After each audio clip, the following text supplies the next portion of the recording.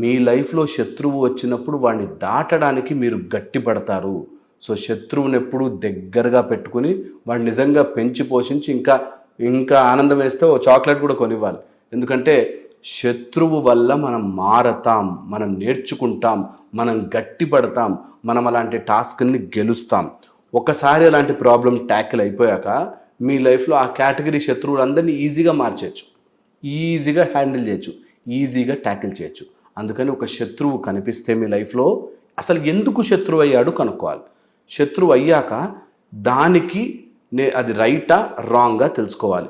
రైటా రాంగ్గా తెలుసుకున్నాక ఒకవేళ మీది రైట్ అయి ఉంటే, రాంగ్ అయితే మీరు మారుతారు, రైట్ అయి ఉంటే ఇంకా వాడిని మంచిగా హీజ్ యువర్ కికింగ్ బాక్సింగ్ అది ఉంటుంది సార్ బ్యాగ్, అలాగ దగ్గర పెట్టుకుని మీరు మీ మైండ్లో వాడిని ఎలా గెలవచ్చు, ఎలా ఇంప్రూవ్ అవ్వచ్చు, నన్ను వాడు కూడా ఇష్టపడేలాగా